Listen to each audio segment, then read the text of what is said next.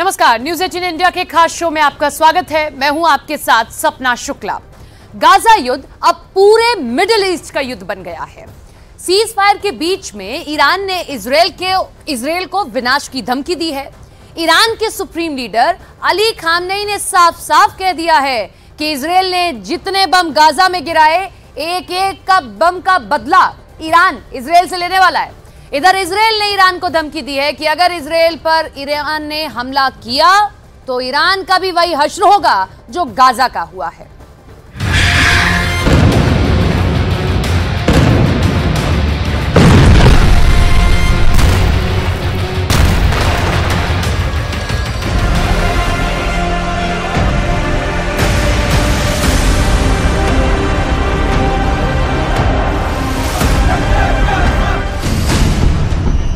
Iran का ऐलान, Israel का विनाश शुरू।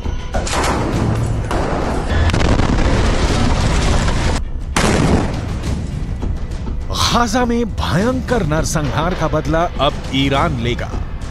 ईरान के सुप्रीम लीडर अली खामनेई ने ऐलान कर दिया है कि भले ही हमास और इजरायल के बीच सीज फायर हो गया हो, लेकिन ईरान गाजा में गिराए गए एक एक इजरायली बम का खूनी बदला जरूर लेगा।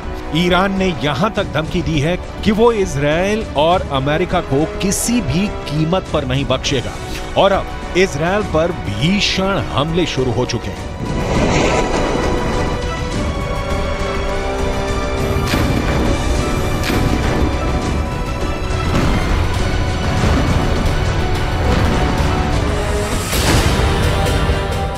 गाजा में एक एक बम का बदला लेगा ईरान। हम आपको आगे बताएंगे कि ईरान इजरायल पर किस तरह से घातक हमले शुरू कर रहा है और अभी ईरान हिजबुल्लाह हूथी के लड़ाकों के साथ मिलकर इजरायल पर किस तरह से हमले तेज कर रहा है। लेकिन उससे पहले ये जान लीजिए कि इजरायली सेना ने सीज फायर के दौरान पिछले 48 घंटे में गाजा और वेस्ट बैंक में कितनी भीषण तबाही मचाई है और हमास को कितना बड़ा नुकसान हुआ है।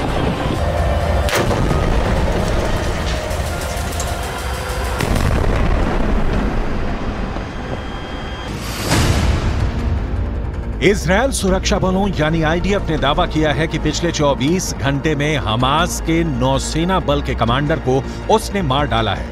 Commander Omar Abu Jallah Hamas की नौसेना बल में एक सीनियर कमांडर था। कमांडर उमर अबू जल्लाह को इजरायली सेना ने हवाई हमले में मारा है।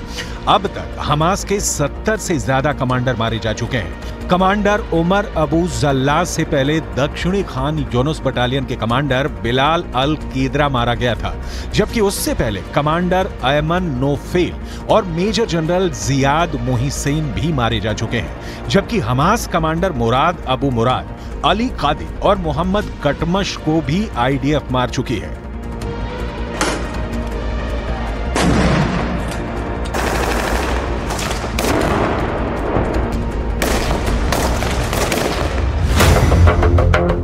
इजरायल को नहीं बचा पाएगा सीज फायर। अब सवाल उठता है कि आखिर इजरायल के सामने ऐसी क्या मजबूरी हुई कि उसे हमास के साथ 4 दिन का सीज फायर करना पड़ा। ईरानी सेना के दावों के मुताबिक गाजा सिटी में इजरायली सेना को भी भारी नुकसान हुआ है। ईरान का यहां तक दावा है कि भले इजरायल अपने 70 सैनिकों के मरने का दावा करे, लेकिन हकीकत में इजरायल के 10 से 20 गुना सैनिक गाजा सिटी में सीधी जंग में मारे जा चुके हैं। इसीलिए ईरान के सुप्रीम लीडर अली खामनेई 4 दिन के सीज फायर शुरू होने के साथ ही ऐलान कर दिया था कि गाजा में गिराए गए एक एक इजरायली बम का बदला लिया जाएगा। इसी को लेकर ईरान की राजधानी तेहरान में ईरान सैनिक और लड़ाकों ने जबरदस्त प्रदर्शन किया है, जिसमें इजरायल को नक्शे से मिटाने की कस्में खाई गई हैं। तेहरान में हुए प्रदर्शन की तस्वीरों में साफ देखा जा सकता है कि जबरदस्त नारों के बीच इजरायल को मिटाने की कस्में खाई जा रही हैं।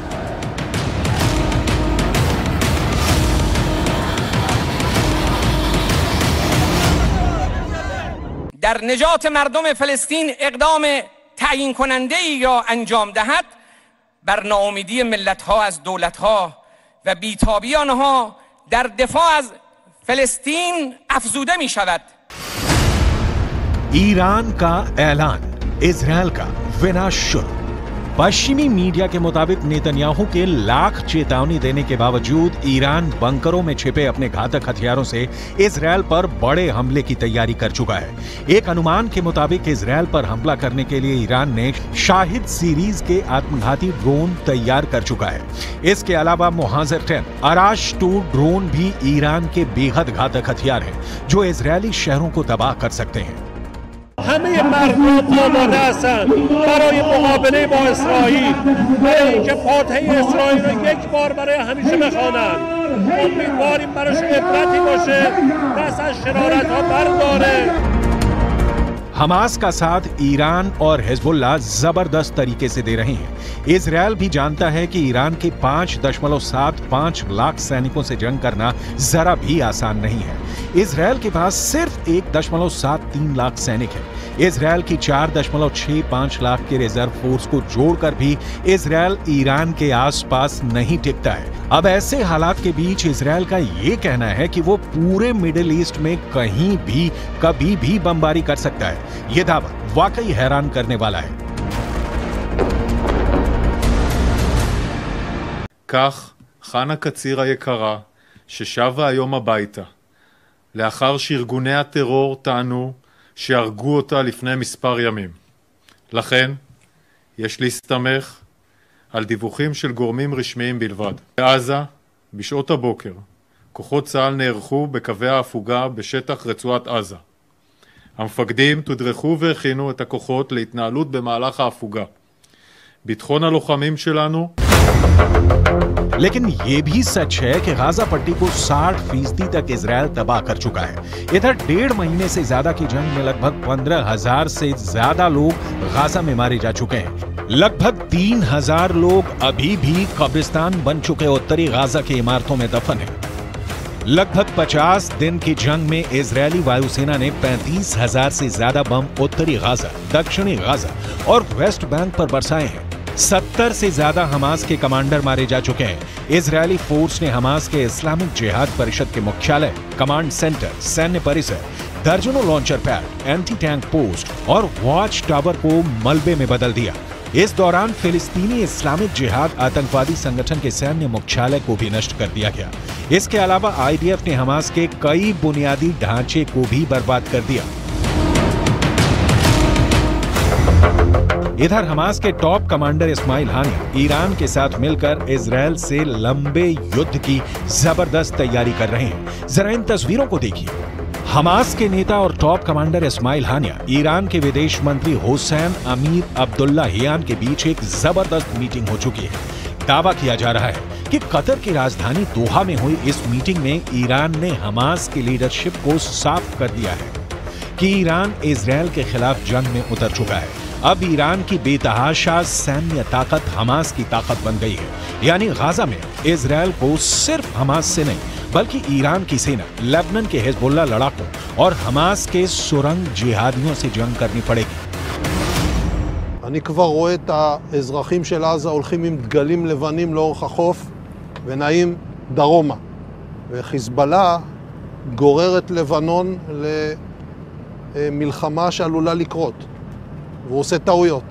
אם הוא יעשה טעויות מהסוג הזה כאן, गाजा में एक एक बम का बदला लेगा ईरान। लेकिन वहीं दूसरी तरफ इजरायली सेना के हौसले 7वें आसमान पर पहुंच गए हैं। जरा देखिए कैसे। इजरायल की एयरफोर्स के चीफ मेजर जनरल टोमेर बार ने एक टीवी चैनल पर ऐलान किया कि जरूरत पड़ने पर पूरे मिडिल ईस्ट में कहीं भी बम गिराए जा सकते हैं। इजरायली वायुसेना प्रमुख की ओर से आए इस बयान को खास तौर से ईरान और हिजबुल्लाह के लिए चेतावनी की तरह देखा जा रहा है। इजरायल की वायुसेना चीफ ने कहा है कि हम हमास पर चौतरफा हमले कर रहे हैं, उसको जमीन पर और जमीन के नीचे मार रहे हैं। हमारे जवानों ने हजारों आतंकवादियों और उनके ठिकानों पर हमला किया है। हमने हमास को खत्म करने की कसम खाई है और हम उनको चुन चुन कर खत्म करेंगे। हमास के किसी भी ठिकाने और मददगार को नहीं छोड़ा जाएगा। इजरायल की वायुसेना पूरे मध्य पूर्व में जहां भी जरूरत होगी वहां कार्रवाई के लिए पूरी तरह से तैयार है।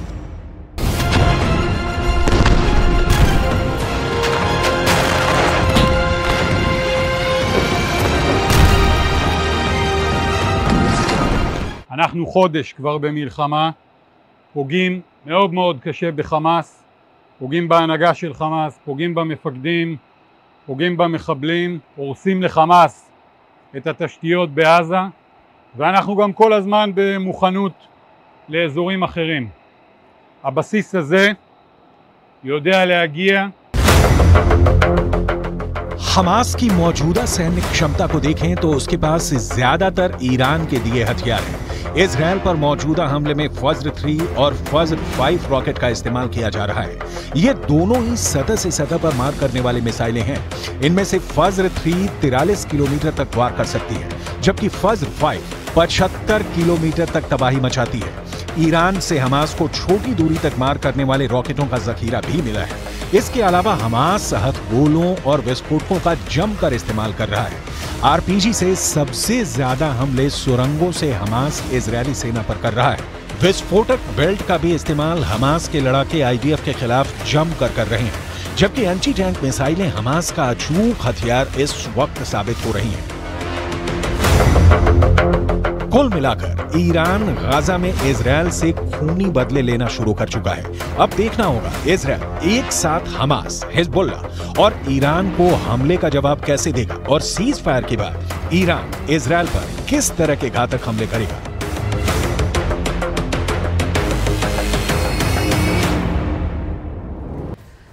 इजरायल की टेंशन ईरान ने बढ़ा दी है। ईरान ने जिस मिसाइल का पोस्टर 1 साल पहले दुनिया को दिखाया था, अब इजरायल को डर है कि इस मिसाइल से उसके 2 शहरों को पूरी तरह खत्म किया जा सकता है। यानी एक ही झटके में हजारों लोगों की मौत हो सकती है।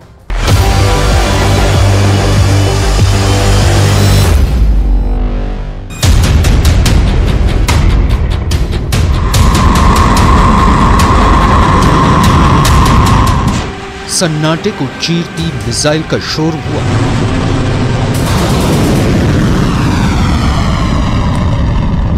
आवाज से 5 गुना रफ्तार वाली मिसाइलें लॉन्च होने लगी और फिर जमीन पर जोरदार धमाका होता है, इतना जोरदार कि जलजला आ जाता है।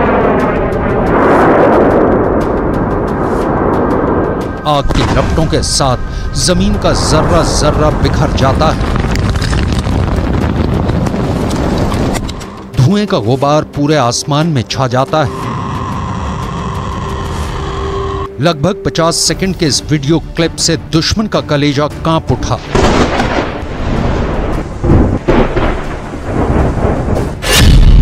पहली मिसाइल,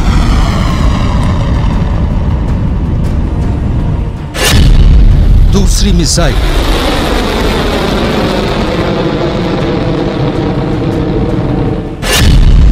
तीसरी मिसाइल, एक के बाद एक 3 मिसाइलें टारगेट पर छोड़ी जाती हैं और फिर तीनों अपने टारगेट पर कुछ इस तरह गिरती हैं।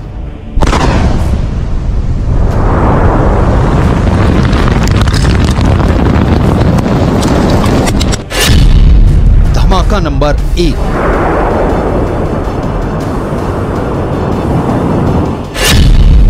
धमाका नंबर 2,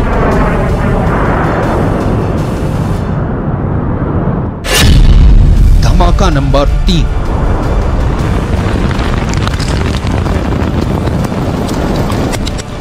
धमाका ईरान में किया गया, लेकिन इसकी आवाज तेल अवीव तक पहुंची। इस ब्लास्ट का शोर हजारों किलोमीटर दूर व्हाइट हाउस में भी सुना गया। इतना जोरदार धमाका था कि नेतन्याहू और बाइडेन का दिल बैठ गया।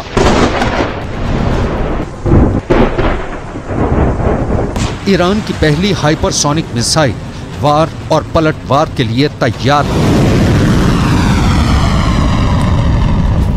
इस घातक हथियार की रेंज, इसकी रफ्तार, सब कुछ बहुत बड़ा सीक्रेट है जिसे ईरान अब दुनिया को बताना चाहता है। ईरान की ऐसी मिसाइल का पोस्टर 1 साल पहले छप गया था। तेहरान की सड़कों पर चप्पे चप्पे में पोस्टर लगाया गया। पोस्टर में मिसाइल की फोटो, साथ में टारगेट का नाम फारसी और हिब्रू में पोस्टर में लिखा था। 400 सेकंड में टारगेट तेल अवीव ध्वस्त। यह है ईरान की फतह 2 मिसाइल, रेंज 1.5 से 2000 किलोमीटर। यानी ईरान से इजराइल तक यह हमला करेगी और इसे रोकना नामुमकिन होगा।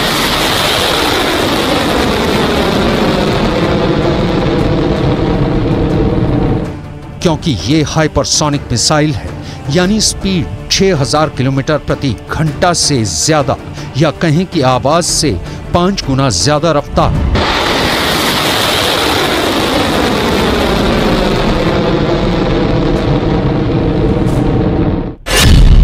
फतह का फारसी में मतलब होता है विजेता, और ईरान इसी नाम के जरिए नेतन्याहू को एक संदेश देना चाहता है।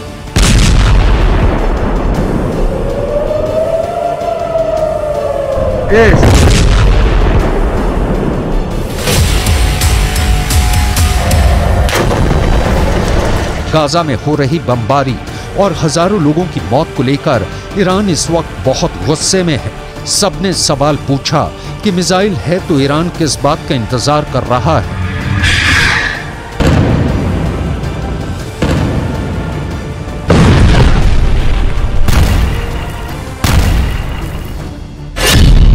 ये बात साफ है कि फतह का टारगेट इजराइल है। पिछले साल नवंबर में ईरान की इस्लामिक रिवॉल्यूशनरी गार्ड कोर यानी IRGC ने दावा किया था कि उसने एक ऐसी हाइपरसोनिक मिसाइल बनाई है जो महज 7 मिनट के अंदर इजराइल को तबाह कर सकती है। यानी इजराइल को सिर्फ 400 सेकंड में बर्बाद करने का दावा किया गया, और अब फतह 2 सबके सामने है।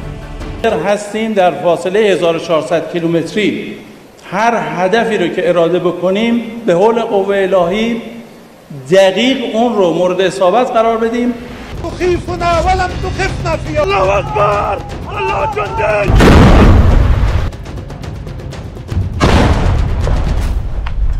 ईरान के सुप्रीम लीडर अली खामेनेई से लेकर राष्ट्रपति इब्राहिम रईसी तक सबको जिसका इंतजार था, मिसाइल की दुनिया में ईरान का एक ऐसा प्रोजेक्ट जिस पर तेल अवीव और पेंटागन की पैनी नजर थी। मिसाइल की ईरान की ताकत देखने के लिए दुनिया बड़ी बेसब्री से इंतजार कर रही थी। खामेनेई ने पहले इसी मिसाइल का एक सीक्रेट अड्डे पर जाकर मुआयना किया और फिर ईरान ने जोरदार बारूदी धमाका करके दोस्त और दुश्मन सभी को अपनी ताकत का सबूत दे दिया।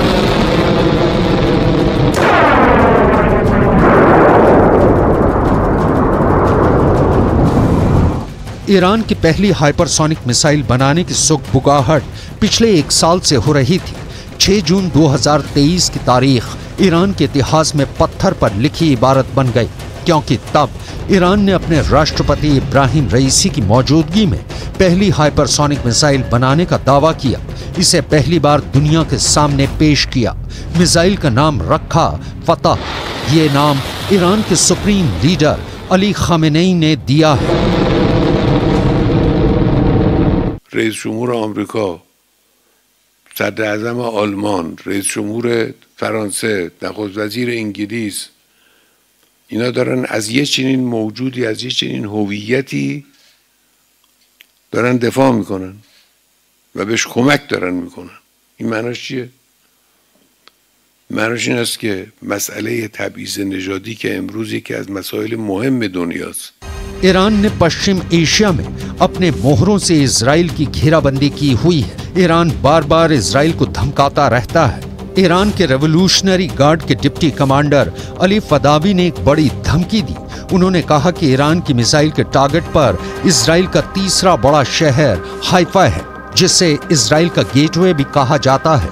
इजराइल की अर्थव्यवस्था में हाइफा शहर का अहम योगदान है। यहाँ इजराइल का एक पोर्ट है जहां समुद्री रास्ते से आने जाने वाले सामान आते हैं।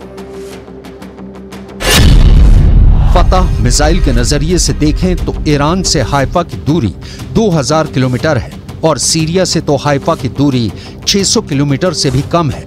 लेकिन लेबनान से हाइफा की दूरी मात्र 350 किलोमीटर है। फतह 2 मिसाइल 1400 किलोमीटर से भी दूर जा सकती है। यह मिसाइल के वॉरहेड के वजन पर तय होता है।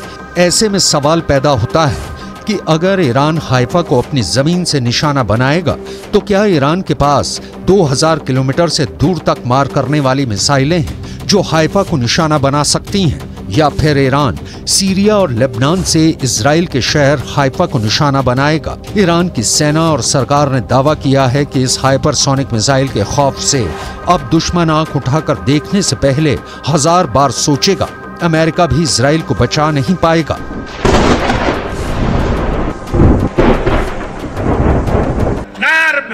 آمریکا و انگلیس و آلمان و فرانسه مشخصاً و بعضی دولت‌های منافق در کنار آنان، اینها یک شکست اخلاقی عظیم را در جهان تجربه کردند، اما آنها باید بدانند هیچ یک از این اقدامات مانعی نیست، عاملی نیست برای نجات صهیونیست‌ها.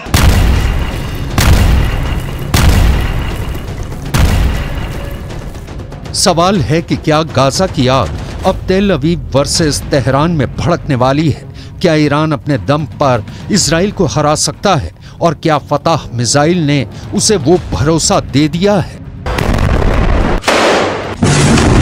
صنایع دفاعی و موشکی و نظامی بومی شده، وارداتی نیست که بشه با تهدیدها و بشه با دنبال کردن دشمنان این دانش رو و این صنعت پیشرفته رو. हाल के सालों में ईरान पश्चिम एशिया में एक बड़ी शक्ति बनकर उभरा है। ईरान ने अपने वर्चस्व बढ़ाने के लिए पूरे इलाके में अपने साथ कई देशों को भी लामबंद किया है। ऐसे में कहा जाता है कि ईरान के फतह 110 मिसाइल पहले से ही लेबनान में हिजबुल्लाह के पास है, जो आसानी से हाइफा को टारगेट कर सकती है। खबरें तो ऐसी भी हैं कि ईरान ने अपनी फतह 110 और जुल्फिकार बैलिस्टिक मिसाइल को सीरिया में तैनात कर दिया है।